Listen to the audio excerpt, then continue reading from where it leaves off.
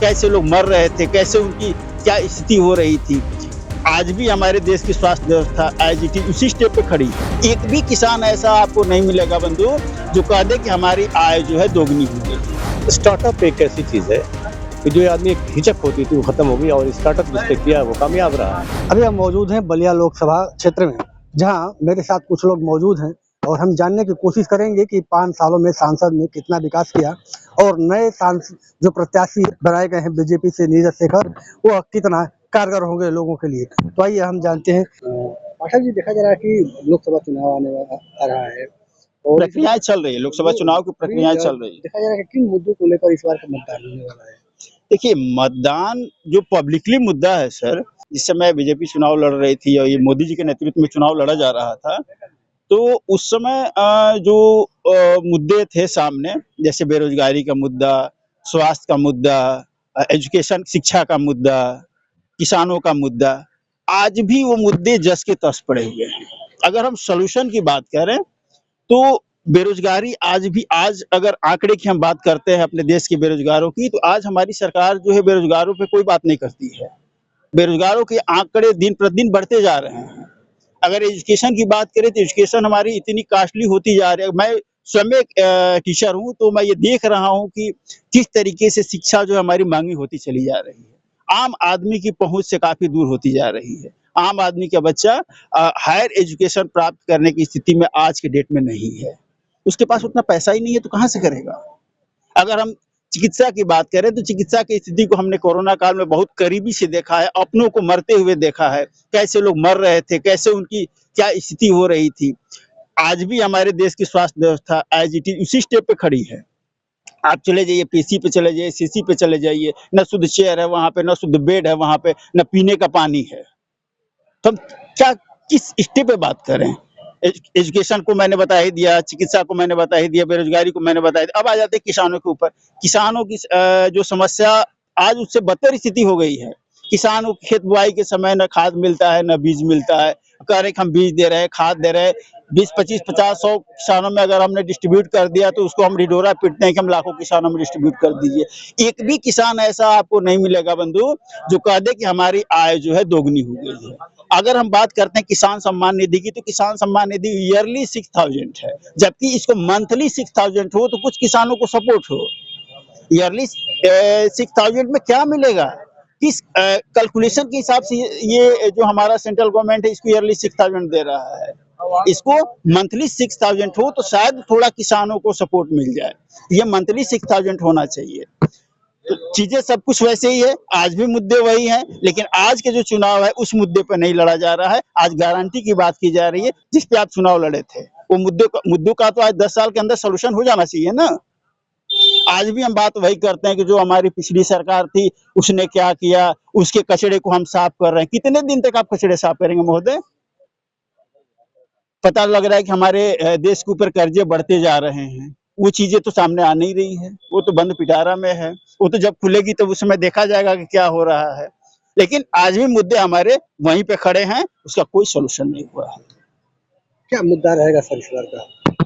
देखिए, अभी बात की जाए चुनाव का तारीख तो तय हो गया है। आगामी 2 जून को बलिया में मतदान होगा, अंतिम चरण में होने वाला है।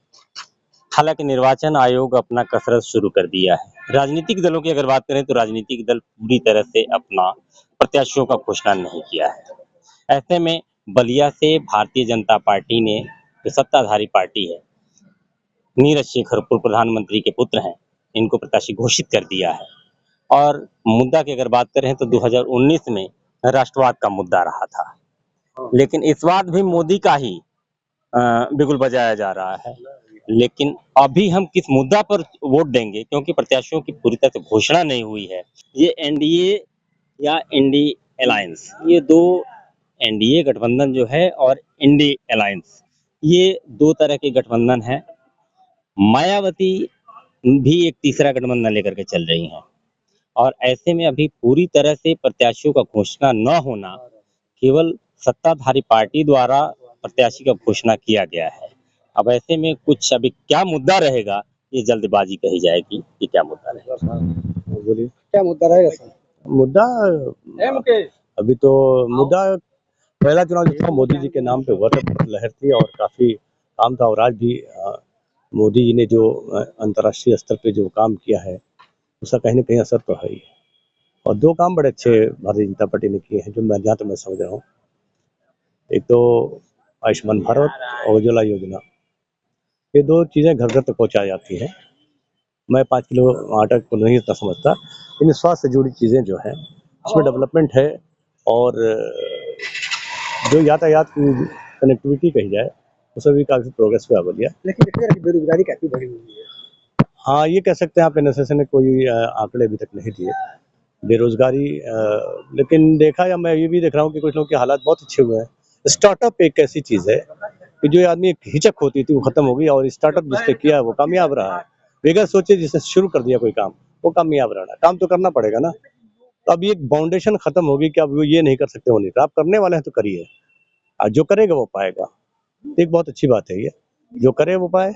आज के प्रवेश में जो चल रहा है विकास को आज हम लोग देख ही लिए कि जुमलेबाजी विकास के रूप में सारे पार्टियों ने अपना ये दिखाया, लेकिन संविधान के अंदर जिस विकास की बात की गई है, जिस इंसानियत की बात की गई है, समता, स्वतंत्रता, बंधुता और न्याय पे आधारित इस देश के राष्ट्र निर्माण के लिए यह जो संविधान का निर्माण हुआ, उसके हिसाब से आज तक देश के अंदर जो संविधान का जो पहला अक्षर समता है, अभी 70 साल बीत जाने के बाद अभी पहला शब्द जो है स्थापित नहीं हो पाया। क्यों नहीं हो पाया, अमल क्यों नहीं किया जा रहा है? तो इससे साबित होता है कि जो भी आज तक राजनीतिक पार्टियां हैं, या तो संविधान पे अमल नहीं कर रही होंगी, या संविधान के मुताबिक संविधान का तो शपथ लेती हैं, लेकिन संविधान के जो मैनुअल है, जो फंडामेंटल राइट है, उसके हिसाब से काम नहीं कर रही है। जिसमें आज भी हमारे एससी, एसटी, ओबीसी और माइनॉरिटी के जितने भी पिछड़े समाज हैं, चाहे हमारे जनरल कैटेगरी के भी बहुत सारे लोग ऐसे हैं कि जो हर चीजों से भी पिछड़े हुए हैं, सामाजिक विकास में, आर्थिक विकास में, राजनीतिक विकास में। आज उन सारे लोग दर दर की ठोकरें खा रहे हैं। तो आज की परिवेश में जो भी लड़ाइयां चल रही है, ये सामाजिक समरसता, समता और न्याय पे आधारित इस बार का लोकतंत्र का चुनाव होगा। इस बार का जो चुनाव है कितना अहम है? देखिए, 2024 का लोकसभा चुनाव बहुत ही अहम है। यहाँ लगभग 40-50 वर्षों से अनेकों अनेक पार्टियां एक ही वर्ग को टिकट देती आ रही है। इस समय हम लोग युवा प्रत्याशी के रूप में, निर्दल प्रत्याशी के रूप में मैं चुनाव लड़ूंगा, और वैश्य समाज के को जो वंचित हर पार्टियां कर रही हैं, उसकी आवाज बनने की मैं कोशिश और चेष्टा करूंगा कि जिससे हमारा वैश्य समाज कैसे मजबूत हो।